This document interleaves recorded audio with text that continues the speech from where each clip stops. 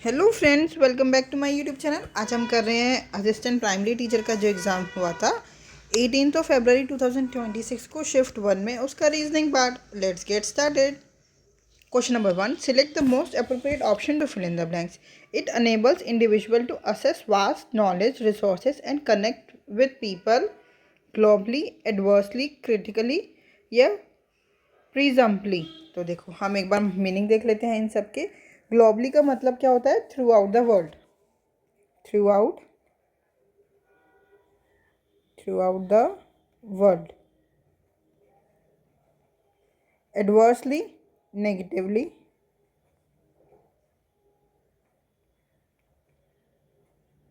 Critically मतलब इन a critical और analytical manner, in a critical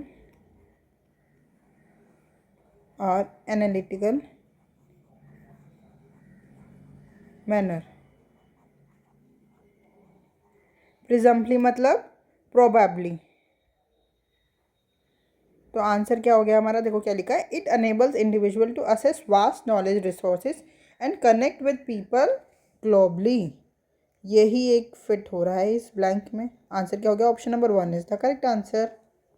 question number 2, select the most select the option that can be used as one word substitute for the given group of words. A wishful longing for something one has known in the past.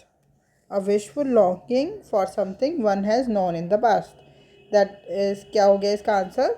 Nostalgia, unhappiness, sentiments या retrospection. तो wishful longing for something known has known for the past is nostalgia. Option number 1 is the correct answer. Nostalgia का मतलब होता है longing for the past. क्या होता है? Longing for the past. और unhappiness, unhappiness means a state of being sad और dissatisfied. लिखूं? चलो लिख देती हूँ, a state of being sad. ठीक है। सेंटिमेंट्स, अ फीलिंग और इमोशंस, अ फीलिंग और emotions. Retrospection means looking back on past events, looking back on past events। तुम्हारा आंसर क्या हो गया? Option number 1 is the correct answer. Question number 3, identify the incorrectly spelled word in the given sentence and select the option that rectifies it. Galileo escape burning for Hersey because he apologized and withdrew his previous statement। देखो, withdraw, withdraw बिल्कुल सही है, withdraw. Galileo भी ठीक है। अरे मतलब ये वाला गैलीलियो ठीक है। इनकरेक्टली स्पेल्ड वर्ड चूज़ करना है ना, ये गैलीलियो ठीक है। विड्रू ठीक है, यहाँ पे पास्ट टेंस की बात हो रही है। और हर से नहीं होता है, हेयर से होता है, HERES, हर से। ठीक है। तो हमारा आंसर क्या हो गया? Option number 1 is the correct answer. यह जो हर से लिखा है इसका मतलब क्या होता है? अ बिलीफ और opinion that goes against accepted religious teachings.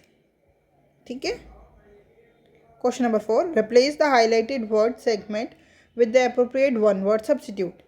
He is an person who is indifferent to pleasure or pain and remains calm in every situation. That is stoic, novice, egoistic या epicure। तो stoic कौन होता है? indifferent to pleasure और pain, और हम कह सकते हैं remains calm। indifferent to pleasure और पेन। आंसर क्या हो गया हमारा? Option number 1 is the correct answer. Novice means a beginner. egoistic, a person who is excessively self-centered, a person who is excessively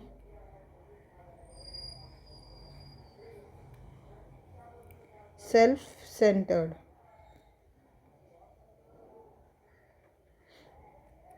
Epicure, a person who enjoys fine food and other pleasure. A person who enjoys fine food or other pleasure. तो हमारा answer हो गया first. Question number 5. Select the most appropriate article to fill in the blanks. If no article is needed, select no article required. Dash book that I bought yesterday is about ancient history. देखो, एक book है जो मैंने एक दिन पहले मतलब yesterday में खरीदी थी, वो एंशियंट हिस्ट्री के बारे में है. तो कैसी बुक? कोई स्पेसिफिक बुक हो गई जो एंशियंट हिस्ट्री के बारे में और मैंने खरीदी थी. तो the book that I bought yesterday is about ancient history. ठीक है, तो आंसर हो गया option number 3 is the correct answer. Question number 6. Choose the correct conjunction to complete the sentence. You may not succeed dash you try your best and remain consistent. क्या लिखा है? You may not succeed जब तक तुम अपना best try और remain consistent नहीं रहोगे. तो जब तक के लिए हम क्या यूज़ करेंगे? अनलेस. तो आंसर क्या हो गया हमारा? Option number 4 is the correct answer. देखो, अनलेस का मतलब होता है if not. If not. You may not succeed if not you try your best and remain consistent. When use होता है at the time that. At the time that, or while means during that time, during the time, during the time. और sense तो सभी को ही पता है, because या from a particular time. Because या हम कह सकते हैं from a particular time. Question number 7. Parts of a sentence are given below in jumbled order. Arrange the parts in the correct order to form a meaningful sentence. क्या देखो, पहले option देखते हैं. बी से स्टार्ट हो सकता है, D से, सी से और ए से. मतलब चारों ही ऑप्शन से हो सकते हैं. बस हमारे को स्टार्टिंग देखना है किससे होगा. ए क्या है? Turn provides the necessary drive. तो ये तो स्टार्ट लग ही नहीं रहा, तो ऑप्शन ए वाला एलिमिनेट हो गया. Ensure piece and harmony which इन. इसके आगे कुछ इंट्रोडक्शन भी तो होना चाहिए, ये भी नहीं लग रहा. बी वाला भी कट हो गया. सी वाला क्या है? Maintaining discipline in public life. देखो, एक बार हम डी भी देखते हैं. For progress and prosperity. तो यहाँ से भी 4 के आगे कुछ आना चाहिए, वो भी नहीं है ना. तो आंसर क्या हो गया हमारा? सी. एक बार पढ़ के देख लेते हैं. Maintaining discipline in public life, ensure peace and harmony, which in turn. देखो, इन टर्न साथ में आता है ना, which in turn provides the necessary drive for progress and prosperity. Yes, option number 3 is the correct answer. Question number 8. Out of the 4 alternatives, choose the incorrectly spelled word. Conspicuous, bureaucracy, accelerate या perseverance. इनमें अब हमारे को choose करना है incorrect spelled word कौन सा है. सबसे पहले कॉन्स्पिशियस, ये सही है. ब्यूरोक्रेसी, ये भी सही है. एक्सिलरेट, ये भी सही है. तो परसेवरेंस गलत है. परसेवरेंस, ई की जगह ए आएगा. Option number 4 is the correct answer. Question number 9. Select the most appropriate option to fill in the blanks. Everyone says that he is now dash rich. कैसा rich? He is now enormously rich. Enormously means to a very great degree or extremely. To a very great degree. और हम क्या कह सकते हैं? extremely. Option number 2 is the correct answer. Continuously means without stopping. Continuously means होता है without stopping. Repeatedly means again and again, again and again. Or surprisingly means unexpectedly.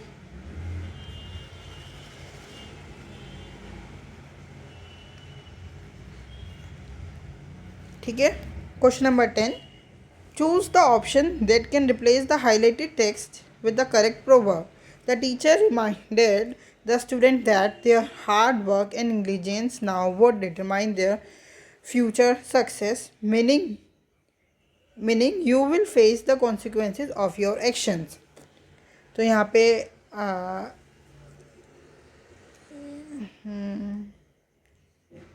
Highlighted text शायद पूरा ही है ये. इस पूरे के लिए हमारे को चूज करना है. As you sow so shall you reap. इसका क्या मतलब है?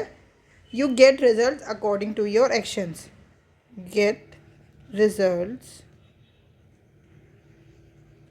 According to your actions. Don't जज a book by its cover means appearance से हमारे को किसी को जज नहीं करना चाहिए. डोंट जज bye appearance.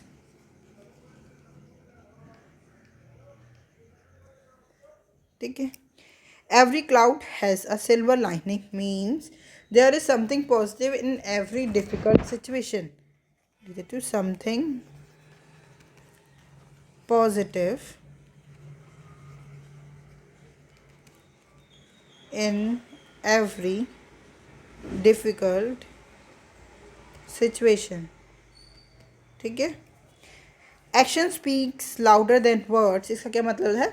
What do you say is more important than what you say. What you do, मैंने पहले भी से बोल दिया. What you do is more important than what you say. What you do is more important than what you say. तुम्हारा answer क्या हो गया? यहाँ पे भी यही लिखा है. Means you will face the consequence of your actions. Means get result according to your actions. Option number 1 is the correct answer. As you sow, you shall. So shall you reap. Question number 11. In the given question, a statement divided into different segments is provided. Rearrange all the segments to form a current statement. क्या है?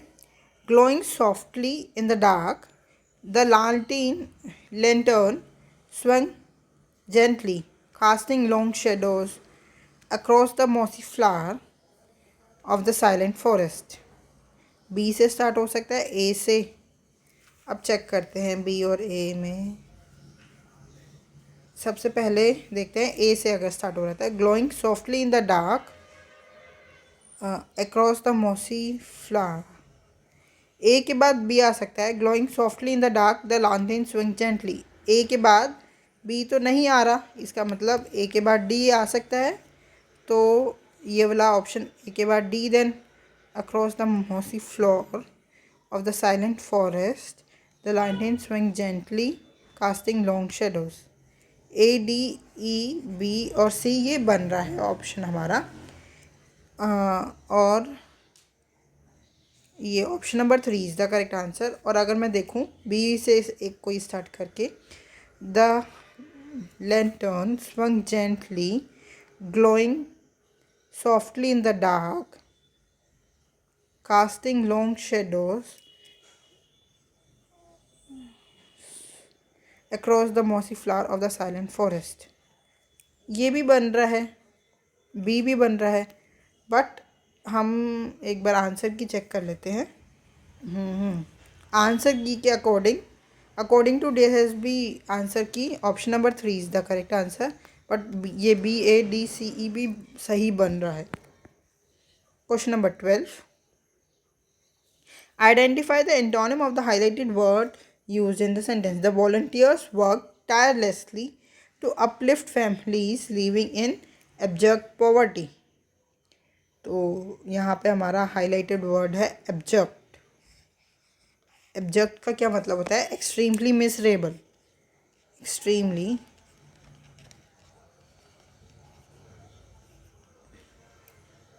Miserable, या हम कह सकते हैं hopeless. अब options की meaning देखते हैं। मीक का क्या मतलब होता है? Quite, gentle,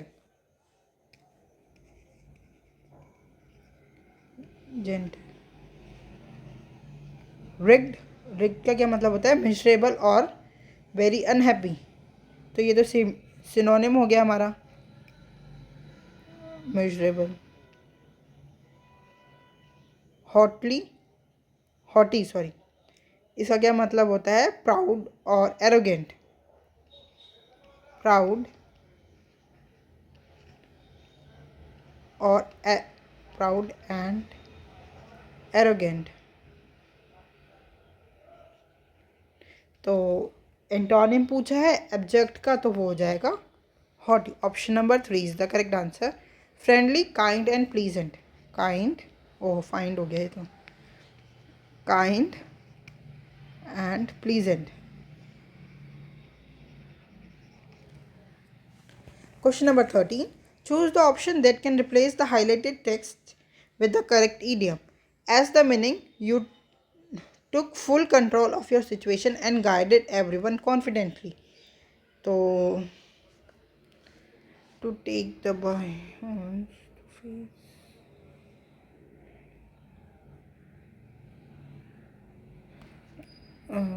full control of the situation and guided everyone confidently, ये हमारा highlighted word हो गया।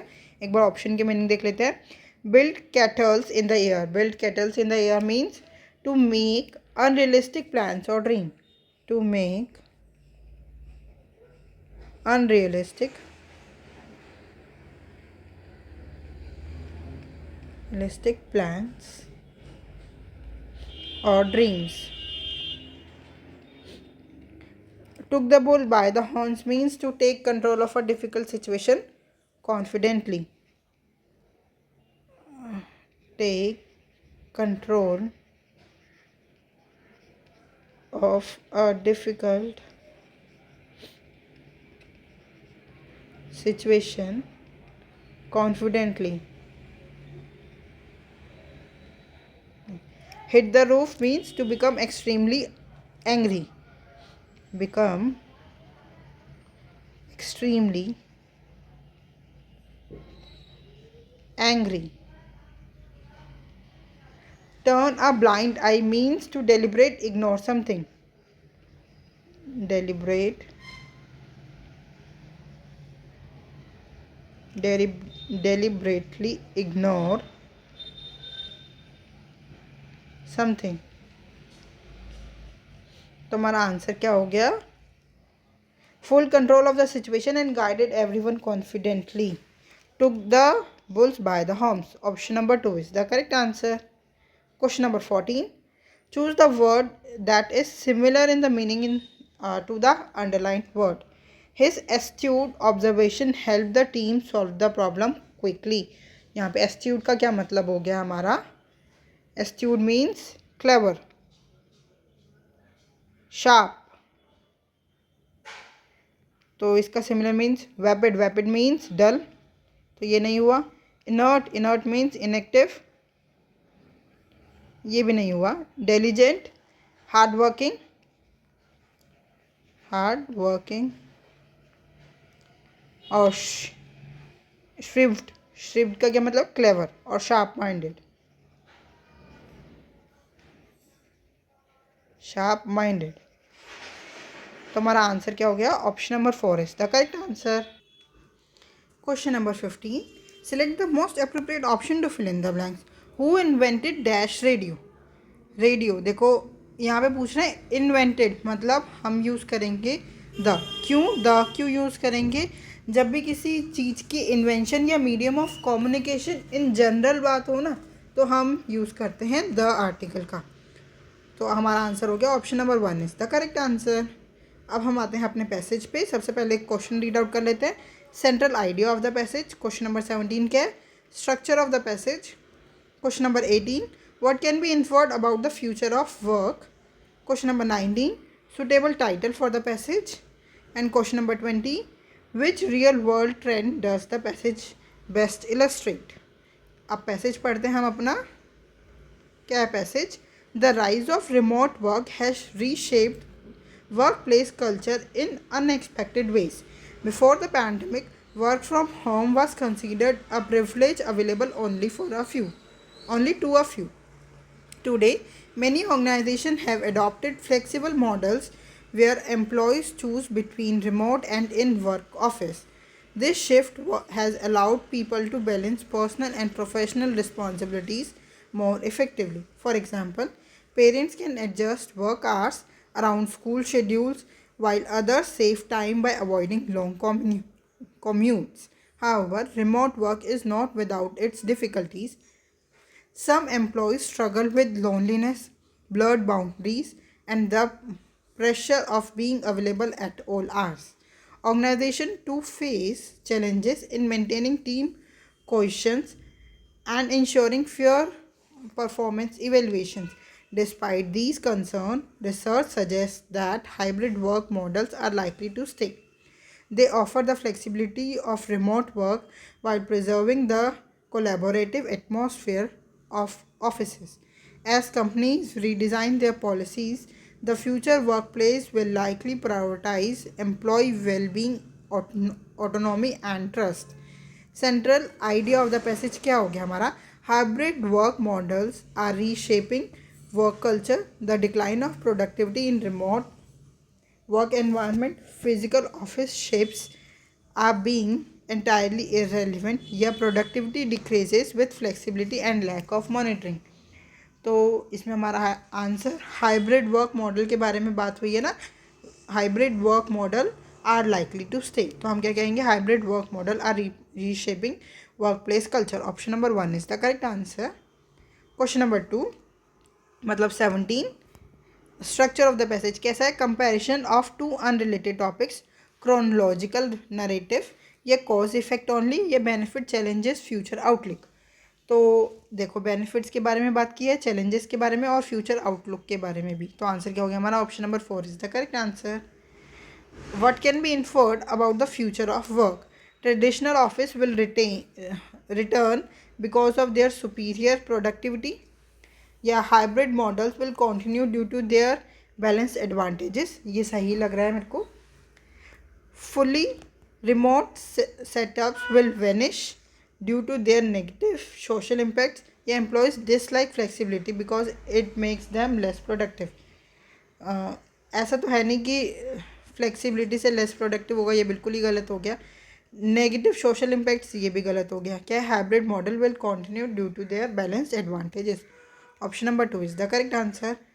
Question number 19. Identify the suitable title of the passage. Why remote work fails. The end of office product in modern times, या redefining workplace culture in the hybrid era. बात यहाँ पे hybrid के बारे में बात हो रही है, तो यही हो जाएगा answer.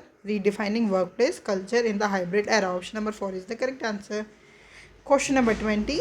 Which real world trend does this passage best illustrate? The complete abandon of urban centers in favor of rural living, the global return of rigid office structure to maximize productivity, the total transition to digital automation to eliminate human interaction, the prioritization of employee well-being over traditional office presence. तो हमारा आंसर क्या हो जाएगा यहाँ पे? World trend क्या है?